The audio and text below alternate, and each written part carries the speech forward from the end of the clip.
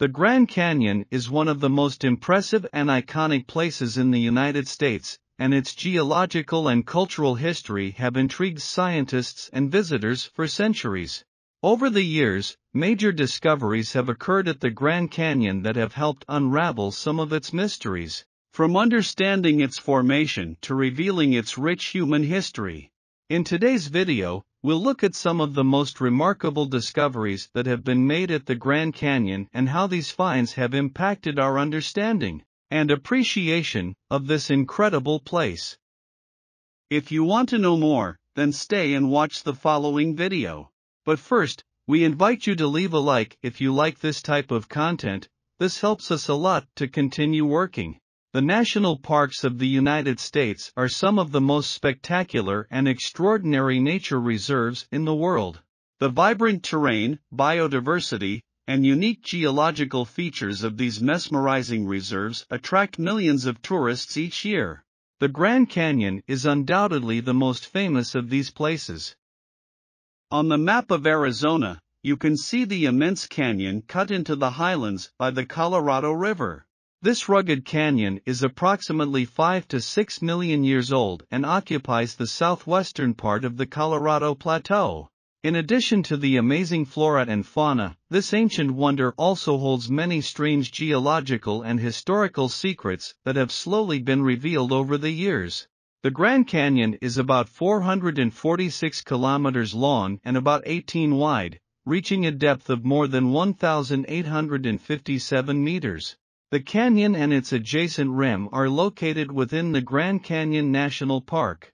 Although some theories about the incision of the canyon are disputed, many recent studies have revealed evidence in favor of the hypothesis that the Colorado River established its course through the area between 5 and 6 million years ago. And since then, the river has driven the descent of the tributaries and the retreat of the cliffs, deepening and widening the canyon.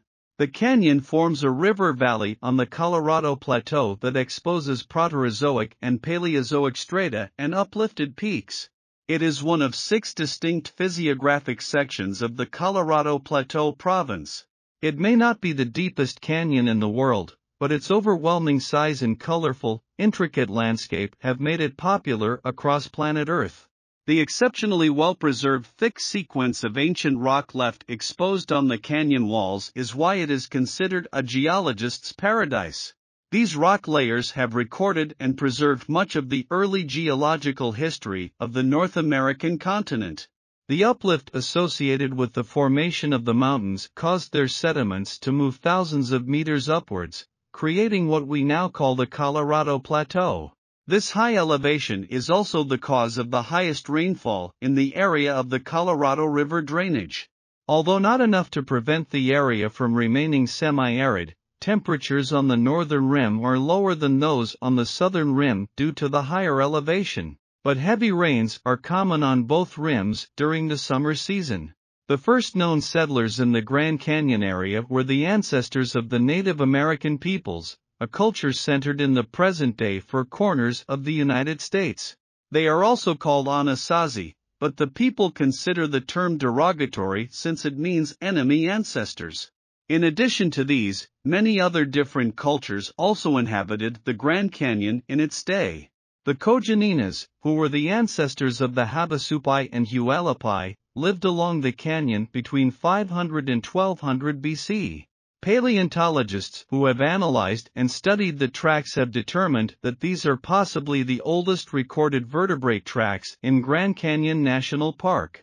They were left by a tetrapod or four-legged animal, along with another set printed a little later, because the second set of tracks was left after some sand had accumulated in the first set. The researchers believe that these tracks could belong to the same species. These ancestors of reptiles inhabited the sand almost 250 million years ago, before the Tyrannosaurus rex. Experts believe that it is very likely that they would have walked using a very high gait, considering them the oldest known amphibians that lived in sand dunes. Amphibians are animals whose eggs can survive out of water, like birds and reptiles. According to Rowland, This discovery suggests that the ancestors of modern reptiles adapted to land almost as early as their evolution. Another surprising aspect is the arrangement of the footprints. They reveal a lateral sequence gait. In this type of gait, tetrapods move the right hind foot followed by the right foreleg, and then the left hind foot followed by the left foreleg. This sequence is more stable than the diagonal sequence gait. We now know that animals used the lateral gait sequence as early as 313 million years ago. The size of these footprints suggests that these creatures were somewhere between 40 and 80 centimeters, almost the size of a modern shuckle. Spencer Lucas, a paleontologist at the New Mexico Museum of Natural History, has applauded these tracks, saying they document an important discovery: the oldest record of tetrapod vertebrate tracks from a layer of Aeolian rock. This means that vertebrates lived in deserts millions of years earlier than previously thought. But the tracks of the ancestors of the reptiles were not the only thing that was discovered in this region recently. An investigation by archaeologists has unearthed what they believe to be the oldest known human footprints on the American continent. These ancient footprints were found in White Sands National Park, at 605. According to researchers, they are between 21,000 and 23,000 years old. They were buried under layers of soil in the national park. Investigators have determined that the prints belonged to a wide variety of people, and that the majority were children and adolescents. Previously, scientists had guessed that the earliest appearance of humans in the Americas was between 11,000 and 1,000 years ago, based on stone spears found throughout North America. These first inhabitants were associated with what we now call the Clovis culture. Tom Higgin, archaeologist, scientist and radiocarbon dating expert at the University of Vienna, expressed his delight, saying that the evidence is very convincing and extremely exciting. He is convinced that these new tracks are indeed of the estimated age. The team that studied these ancient footprints excavated a total of 61 footprints, and most experts believe that the adults performed skilled labor on the lake shore. The teenagers, whose footprints were discovered, were in charge of the fetch and carry tasks. It would not be wrong to say that this discovery is vital evidence in the ongoing debate among scientists trying to determine exactly when humans first populated the Americas. Pick and his colleagues were most interested in when the rocks cooled. This is presumably because deeply buried rocks are exposed to high pressure and high heat conditions, but the cooling suggests these rocks are being exhumed or brought to the surface as the layers above them disappear due to erosion. To date the erosion, they studied the helium trapped in the mineral in the rock.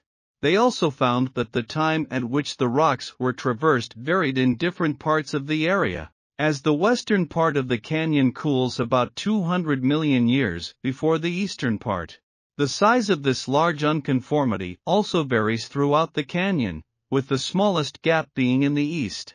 At its smallest, the gap spans about 250 million years, and at its largest there is about 1.2 billion years of unaccounted for rock. The big picture indicates that the western half of the Grand Canyon surfaced nearly 700 million years ago, while the eastern half did so about 500 million years ago. But within this broad panorama, there are differences of tens or hundreds of millions of years at points located within a few tens of kilometers of each other. How did this happen, and where did the billion years of rock history go? Let us know your opinion in the comments. So far, today's video. If you liked it, leave your like and subscribe by activating the notification bell so you don't miss any video. See you next time.